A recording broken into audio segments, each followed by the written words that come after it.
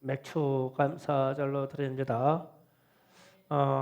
맥주 감사절의 의미가 상당히 깊고 성경적으로 우리 신앙의 잣대가 되는데 우리가 좀 가볍게 여기는 그런 현상도 있고 현대교회들이 추수감사절은 크게 지내고 성탄절도 크게 지내고 부활절도 크게 지내는데 맥추감사절은 조금 등한시하거나 폐지하는 교회들도 있다라는 소식이 있어요. 그래서 그건 절대 맞지 않는 것이고 오늘 맥추감사절에 대해서 여러분이 확실히 알고 다음부터 더 감사로 지킬 수 있는 은혜가 있기를 원합니다. 우리가 현실적으로 얼마나 잘 살며 얼마나 감사할까라는 생각을 할 때 전 세계적으로 75% 정도가 집이 없다고 그래요. 집이. 그러면은 우리는 다 거주할 집이 있으니 얼마나 감사할까라는 생각을 해보고 글을 읽지 못하는 사람이 25억쯤 된다고 그러네요. 그러면 3명당 1명이 글을 읽지 못한다는 뜻이 돼요. 그런데 우리는 글 모르는 사람이 없잖아요. 실제로 에티오피아의 그 북부 아프리카 에티오피아에 가 있는 선교사가 애를 많은 것 중에 하나가 공식 언어의 문자는 따로 있는데 지역에 들어가면 전혀 알지 못하는 자기들만의 방언을 써요. 그래서 공식으로 몇 년 몇 월 생일 이름은 이 국가에서 정한 글로 쓰는데 들어가면 자기 말로 해요. 그러면 이 말을 번역할 길도 없고 통역할 길도 없고 글을 만들 길도 없어요. 그래서 예수라고 하는 것을 복음을 문자로 전하려고 하면 이 사람들은 캄캄해요. 이게 설명하려면.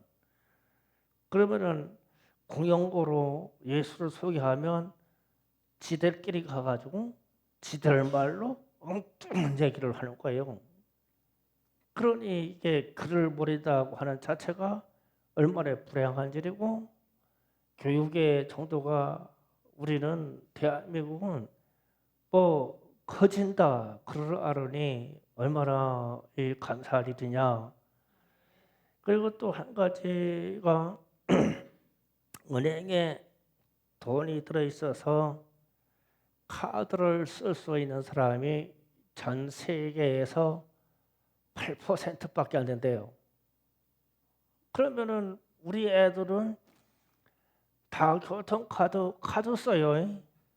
야, 부모님들이 얼마나 부자인지 돈 따박따박 넣어주니까 교통이고 어디고 학용공사라고 카드로 그냥 써요. 근데 이게 전 세계 8%밖에 안 된대요.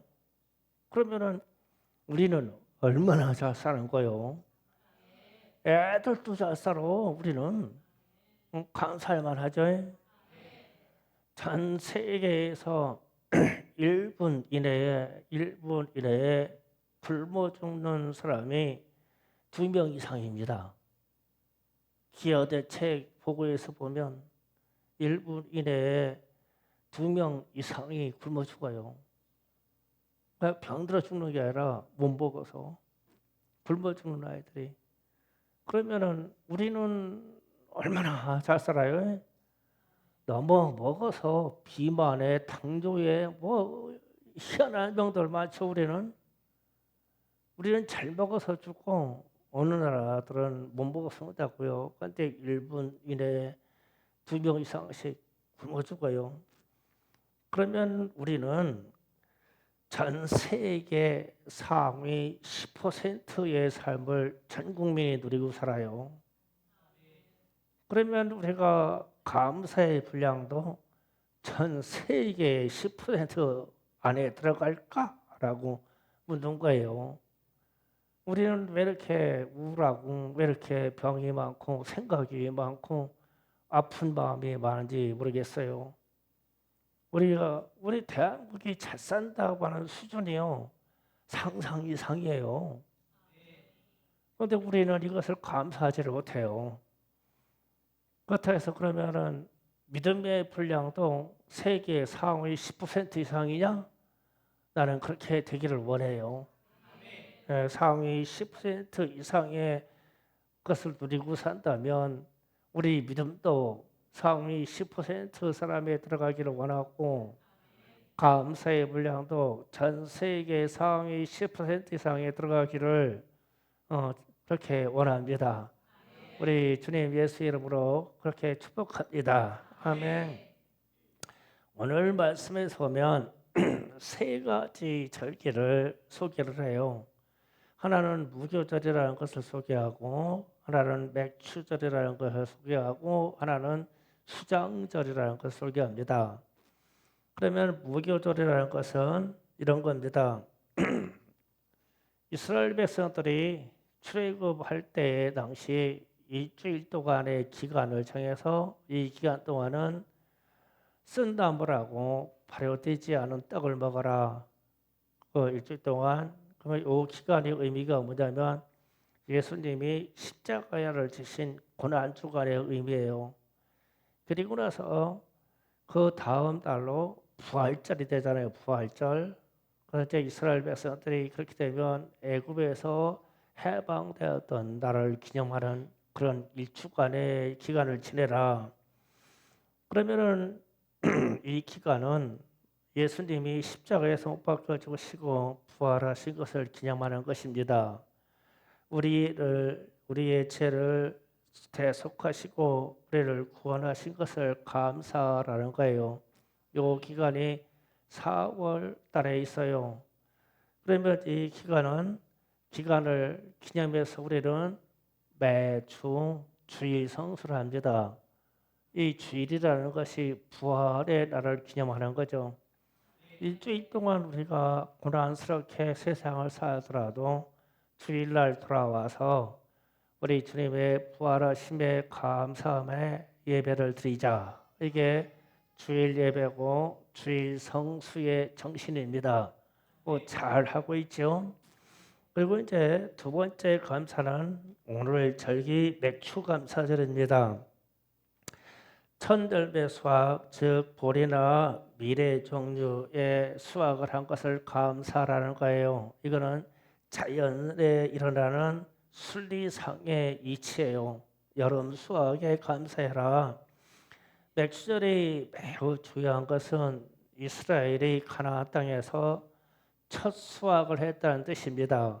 그러니까 그 전에는 종살이를 했기 때문에 무엇을 수확해도 자기 소유가 없어요. 다 주인 거죠. 광야에서는 하나님이 주시는 만나를 먹고 살았어요. 그냥 공급하는 대로요. 그런데 가나안 땅에 들어가자마자 노예로 있던 신분들이 자기의 땅이 생겨서 거기에서 첫 수확으로 보리를 얻었어요.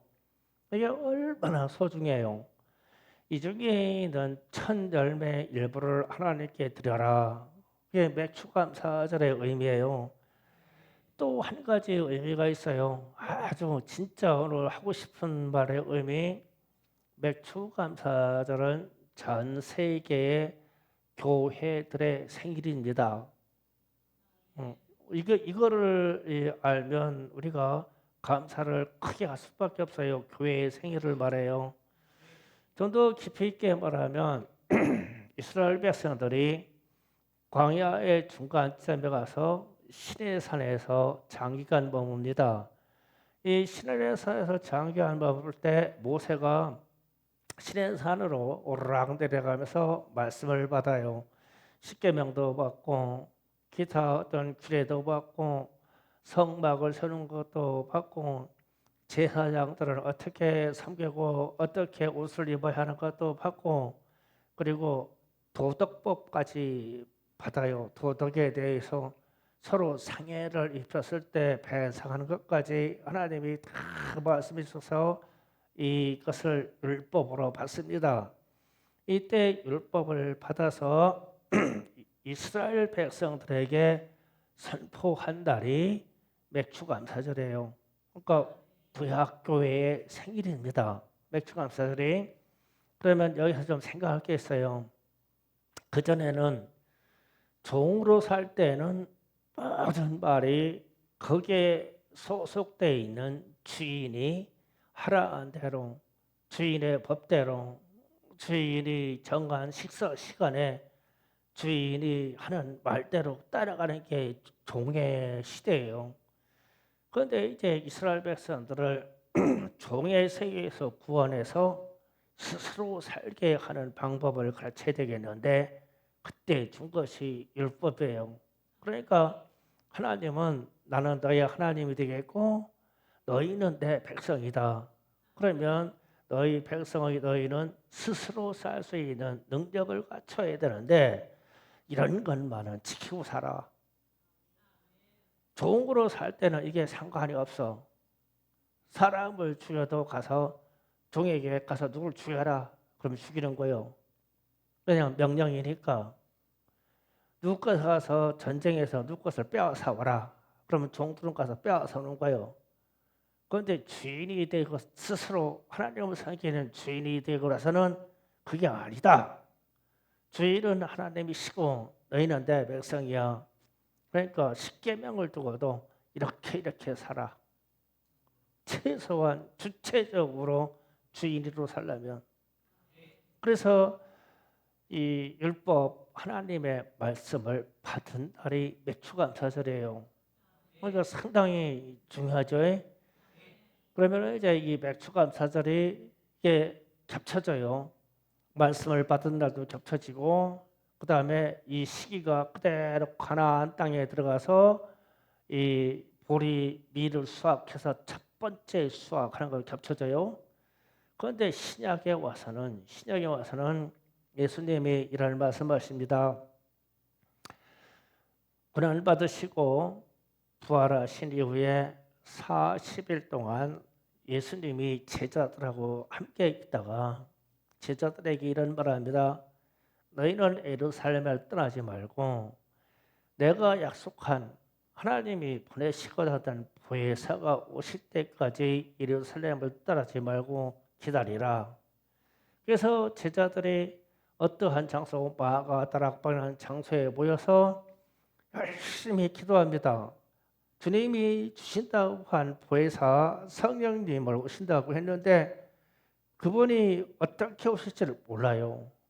그런데 기다리면서 기도하는데 어느 날 오순절날 어느 날 맥주감사절기에 맥주감사절에 그러니까 이스라엘 백성들이 각 세계각지에 흩어져 있는데 맥주감사절의 추억을 아는 사람들이 예루살렘으로 막 예배드리러 막 몰려들었어요. 맥주감사절에.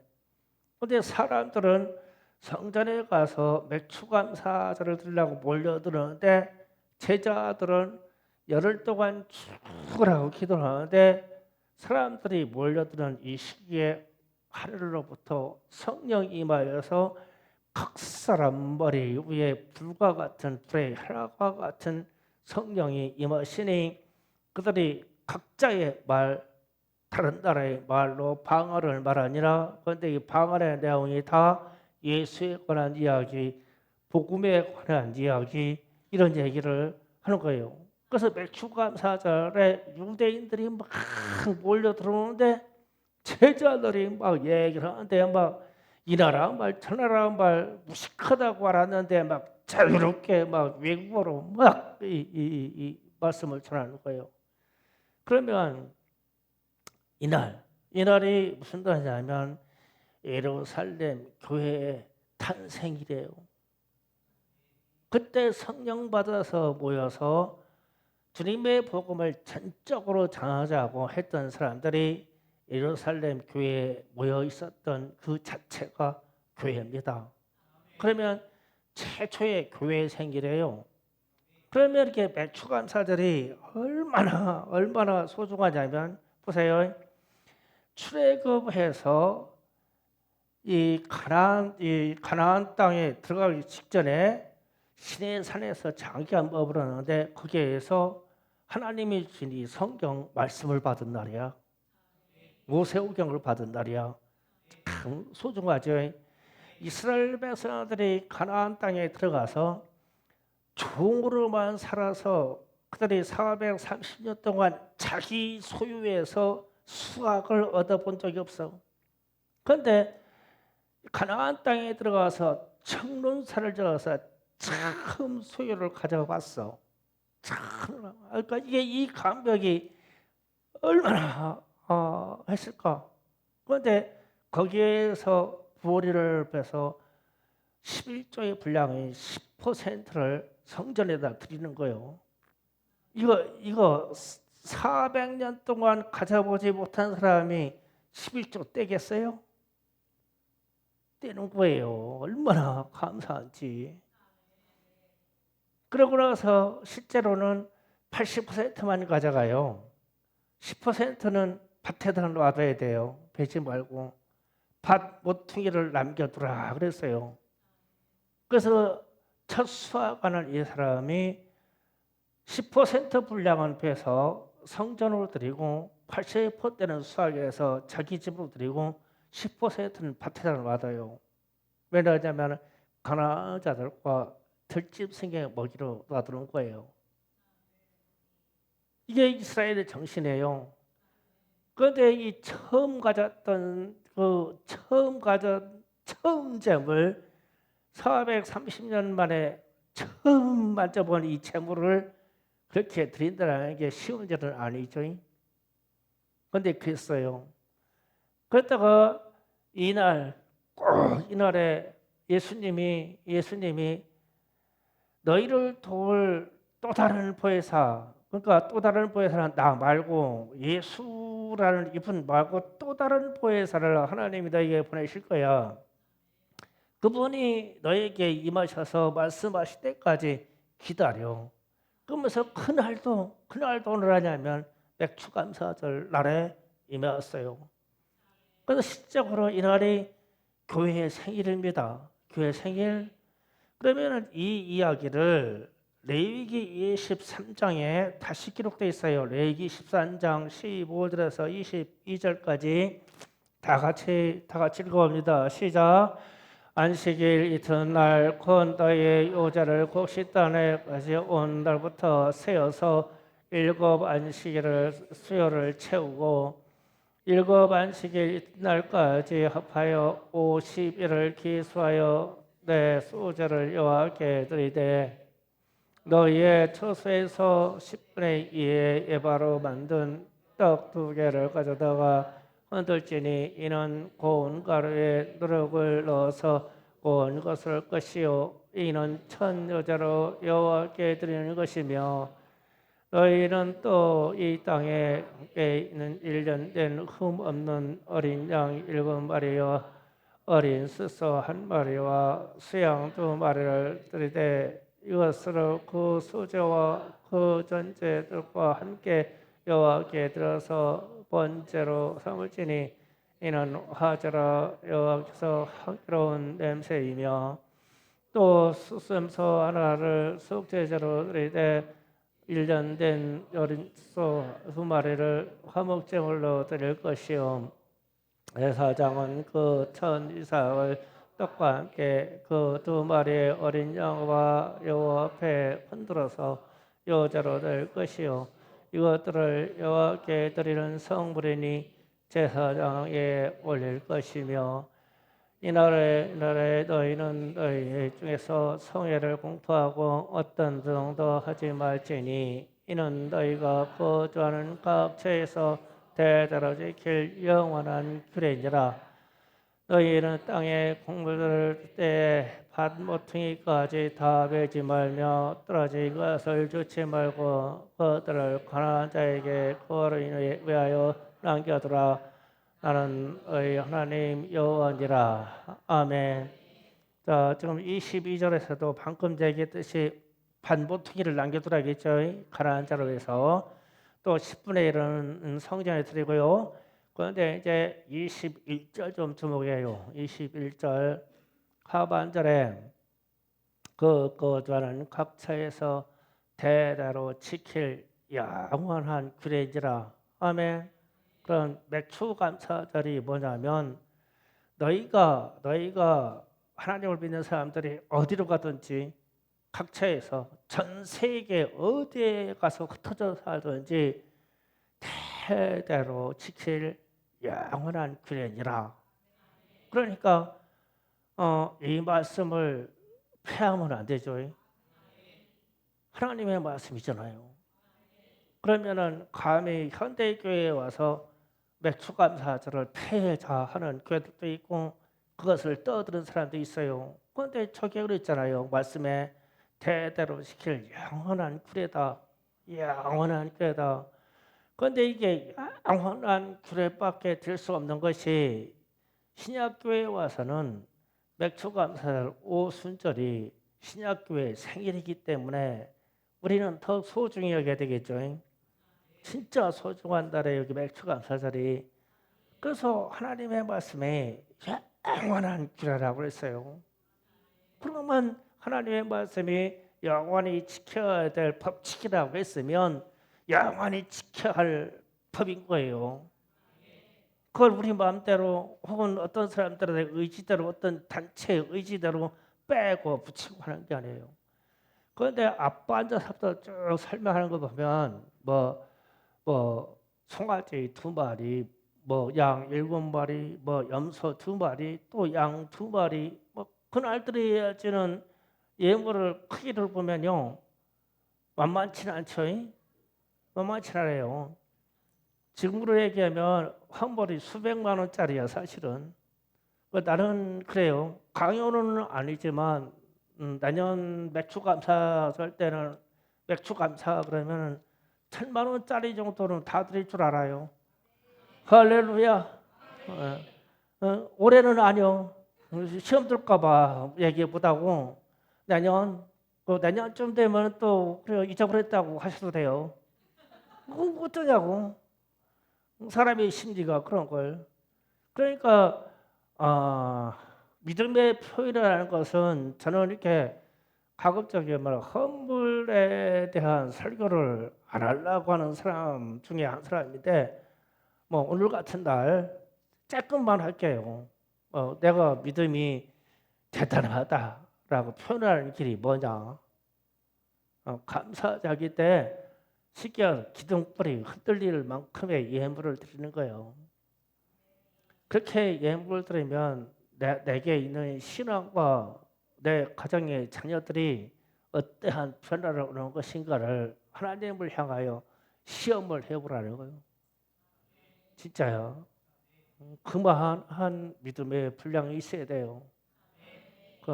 나는 집 팔으라는 얘기는 안 했어요. 지금 땅 팔으라는 얘기도 안 했어요. 야, 그래도 믿음의 분량은 이 정도는 돼야지.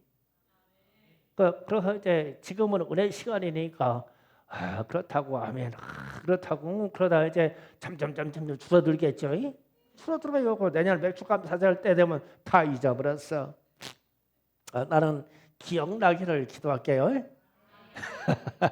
기억나기를 기도합니다. 자, 은혜의 시간으로 갑니다. 네. 농담이 아니에요. 농담은 아닌데 좀 생각해 볼 부분이에요. 자, 어떠한 도표를 하나 그릴게요. 생각하는 시간이에요. 우리 신앙에 대한 생각하는 시간. 오늘 법리서를 보니까 하나님이 이스라엘의 모든 남자들은 3번의 절기를 내게 보이라. 나 앞에 반드시 나타나라 이 얘기예요. 하나님을 믿는 사람들은 3번의 절기 때 반드시 하나님 앞에 나타나라. 그랬을 때 오늘 첫 번째로 무교절을 얘기했고 무교절 이야기가 이어지는 일주일 후에 6월절이고 그리고 이어지는 그 다음 날이 부활절이에요. 우리 이거 잘 지키죠? 부활절 잘 지켜요. 그 다음에 두 번째 절기를 반드시 모든 믿음의 사람들은 내게 보이라 그랬어요. 두 번째 절기 이날이 오늘 소개하는 맥추절입니다. 오늘 맥추절 이날이 오순절이라고 그래요. 성령감일 오순절 혹은 77이 49에서 77절이라고도 표현합니다. 어쨌든 이날이 지금 여름 지금 우리가 드리는 이 맥추감사절이에요. 그 다음에 세 번째로 수장절이라고 표현됐어요. 수장절 이게 추수감사절입니다. 추수감사 나중에 초막절 여기까지 이어져요. 초막절까지 이어집니다. 그래서 모든 이스라엘 백성 중에 믿음의 사람들은 이 세 가지 절기를 반드시 나 앞에 나와라. 나오는데 말씀을 했어요. 빈손으로 나오지 말지니 그랬어요. 빈손으로 나오면 안 된다. 그러면 이제 어떤 감사의 예물을 가지고 나와라는 뜻이 되겠죠. 이 세 절기가 가장 중요하다는 뜻이에요. 그러면 표현상 어떻게 되냐면 맥추감사절은 우리가 이게는 지금 현대사회에서 성령과 아주 직결되는 날이에요. 그다음에 여기는 부활과 아주 직결되는 말세의 부활. 그다음에 이 초막절 추수감사절은 주님의 재림과 아주 직결되는 얘기요. 열매를 거둔다. 재림하고 직결되는 얘기요. 그런데 이제 제가 생각하자라고 하는 거는 이런 부분이에요. 구역을 정할게요. 이쪽을 1구역이라고 하고 여기 사이를 2구역이라고 합시다. 제가 그냥 정했어요. 신앙을 점검할 때 우리가 아직 1구역의 신앙생활만 할까? 이 질문 던져보는 게 1구역. 1구역은 이런 거예요. 오직 구원, 아주 듣기 좋은 얘기예요. 오직 구원, 오직 은혜, 예수께서 다 하십니다. 사실 저게 1구역에서 무교절, 유활절, 부활절 이거는 우리가 한 게 아니에요. 예수님이 다 하신 거예요. 하나님이 다 하신 거예요. 그래서 이제 저거를 표현할 때 예수님이 다 하십니다. 하나님께서 다 하십니다. 우리를 용서하시고 하나님께서 사랑하십니다. 우리를 안아서 보호하시고 독수리 눈동자같이 지키십니다. 항상 불기둥과 구름기둥으로 보호하십니다. 이렇게 말하는 신앙이 1구역이에요. 그리고 나서 1구역 사람들의 특징이 있어요. 이렇게 말하는 사람들이 죄를 짓고 이렇게 하다가 살다가 죄를 짓고 아이고 예수의 피로 돌아가자. 예수의 피로 돌아가면 예수의 피는 모든 걸 사해 주시니까 그런 걸 가지고 뭐라고 하냐면 주님의 은혜야. 주님의 은혜. 주님의 은혜밖에 없어. 신앙생활다 시험이 들어 가서 성령 받아서 우리가 강해야 되는데 신앙생활다 시험이 들어 아이고 예수의 피로 돌아가면 안 돼요. 예수의 피밖에 없네. 예수의 피 잃어요. 잘못됐다는 얘기가 아니야. 그거는 맞는 얘기인데 쳇박히는 신앙 요거만 들어가. 요거 봐. 죄 짓고 시험 들고 예수의 피. 죄 짓고 시험 들고 예수의 피 이렇게 돌아가. 은혜가 좋사오니 한 번 구원받은 것은 영원히 폐허지지 않느니 이런 얘기만 좋아해요. 시험 들어고서 넘어지고 나가가지고 후닥닥 예수께로 들어가면 예수님이 다 용서하시고 또 용서하시고 또 나를 안아주신다니까 이래요. 그래서 내가 1구역이라고 정해놓은 거예요. 그런데 이제 이 맥추감사절에 성령 받고 나면 이 구역의 삶을 어떻게 하는가 이런 거예요. 이브라함. 주님의 제자들도 성령 받고 나가지고 예수님과 같이 예수님과 함께 고난을 받자 이랬어. 복음을 전하다가 우리는 성령 받아서 복음을 전하다가 죽을 것입니다. 그러면서 주님이 다시 오십니다. 우리는 그렇게 열매를 맺어갑니다. 우리는 주님의 신부로서 우리는 성결해야 되며 우리는 거룩해야 됩니다. 반드시 마지막 추수가 있을 것이니 때가 어떤 못 어떤지 우리는 전도해야 됩니다. 믿지 아니한 자들은 항상 있겠지만 복음을 듣지 못해서 멸망받지 않도록 해야 됩니다. 우리는 전도해야 됩니다. 우리는 주님의 재림을 준비해야 됩니다. 마라나타 아멘 주 예수여 오시옵소서. 이러요. 성령 받은 사람들의 삶은 이 맥추절이라고 하는 이 기점에서 성령 받은 사람들은 어디냐면 주님의 재림 쪽으로 가기 때문에 성결해야 되고 거룩해야 되고 성령 받고 또 능력 받고 성령 받고 고난 받고 또 성령 받고 또 이기고 성령 받고 또 승리하고 이렇게 돌아가. 그래서 이 맥추절이라고 하는 이 분기점으로 해가지고 성령 받은 사람들이 제자들이 삶의 변화가 왔어. 그 전까지는 예수님이 아무리 천국에 대해서 아무리 지옥에 대해서 말씀이 이루어질 것에 대해서 주님이 아무리 말해도 이 주님의 제자들이 깨닫지를 못해. 왜 그러냐? 여기에서 주님과 함께 있는 것이 좋사오니 주님의 은혜가 좋사오니 주님의 구원이 좋사오니 그냥 여기만 있으니까 절로 넘어가는 세상을 몰라 제자들이.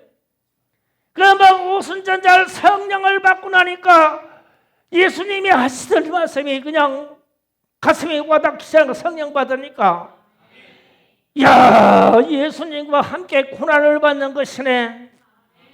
예수님이 십자가에서 죽은 그 사실이 헛되지 않게 우리가 하나님의 복음을 전하다가 어디에서 어떻게 죽든 불태워 죽든 우리가 가족 밖에서 죽든 기름기둥에다 쳐넣어 죽이든 우리는 부활하니까 이 길을 가야 돼. 이 길을 가야 돼. 물러서지를 않아. 저 이후로 그 분기점이 이 맥추절이야. 맥추절. 그렇게 맥추절이 이렇게 교회 생일이라고 너무 이 소중한 날이다 이 날이. 그래서 우리는 신앙생활의 정점이 1구역에 있냐 2구역에 있냐 스스로를 나를 판단하는 거. 이제 우리는 2구역으로 넘어가야 돼. 벌써 넘어갔어야 돼. 그래서 1구역에서 맨날 삐쭉빼쭉 시험 들어가지고 시험 들었는데 뭐인데 난 정신이 뭐가 병이인데 뭐 해가지고 막 뱅뱅 돌아가지고 맨날 와가지고 하는 말이 목사님 기도해 주세요. 예수의 피가 능력이 있다고 막 그것 좀 해달라는 거야. 막 예수의 피 해가지고 맨날 용서를 받고 그냥 구원이라고 받고 한 번 받은 구원 가지고 좀 앞으로 치고 나가야 되는데 맨날 절로 돌아가. 예수의 피 부활로 돌아가고 예수의 피 부활로 돌아가고. 이 교리가 잘못됐다는 얘기가 아니야. 성령 받으면 사도 바울의 같이 나는 내 모든 이력관의 그 모든 것을 다 그냥 배설무같이 버리고 예수님의 십자가를 사랑하고 내가 예수님만 따라가는데 내가 아는 것은 예수 그리스도의 십자가 외에 아는 것이 없다. 성령 받고 나가지고 인생의 열매를 맺는 길을 뭔지를 알게 된 거요. 사도 바울이 그 길을 가는 거야. 우리도 이제 말세를 살아가는 우리의 기점도 어디로 가야 되냐면 이 오순절이라는 이 기점으로 가서 앞으로 이 뜨거운 여름에 어디로 가냐면 주님의 고난의 시간으로 들어가야 돼. 내 영혼이 열매 맺도록 우리 주부 안에 실족하여 있는 사람들이 열매 맺도록 그 좀 치사한 소리 더러운 소리 듣고 핍박을 받고 그럼 괜찮아, 괜찮아. 왜냐면 내 안에 성령이 충만하기 때문에 괜찮아. 그런데 내 안에 이 오순절의 역사, 성령이 충만한 역사가 사라지면 누가 외쳐다니 그러면 툭 삐져가지고 막 아이고 죽어 나 살려달라고. 성령 받은 사람 괜찮아, 그냥 막 뺏기려 가지고 괜찮아, 그냥 생명의 길로 가는 거야. 고난의 길로 그냥 가는 거예요. 성령 받으면. 그러면 무슨 일이 있으면 막 갑자기 불어가지고 나는 또 죄졌대, 또 죄졌으면 또 튀어야 또 예수님이 또 죽어야 돼. 그럼 옛날에 졌던 죄는 그냥 과거의 것은 그냥 다 옛날에 피조물이니까 버려버리고 나는 새로운 피조물이 됐다. 죄를 이기고 그냥 당당하게 사는 거야. 당당하게 사는 거야. 한 번 죽으신 예수님을 다시 끌어내려가지고 십자가에 못 박을 수가 있냐고. 우리는 절대 그렇게 할 수가 없지. 그런데 성령 받은 사람은 지금 저와 같은 말을 하는 거예요. 성령은 예수를 다시 십자가에 못 박게 할 수가 없으니 주여 내가 바로 서겠나이다. 주여 내가 이 고난 중에서도 이 여정을 통과하게 한다이다. 시험이 오거나 이 악한 것들이 다가올 때 나는 예수의 이름으로 물리치고 성령으로 나아갑니다.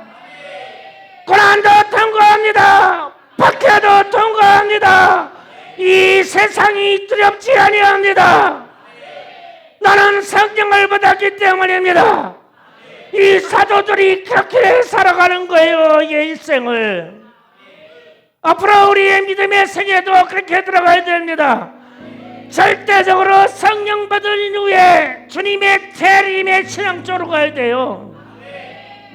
우리는 이미 부활과 더불어 주님의 십자가의 사건에서 이미 구원받았어요.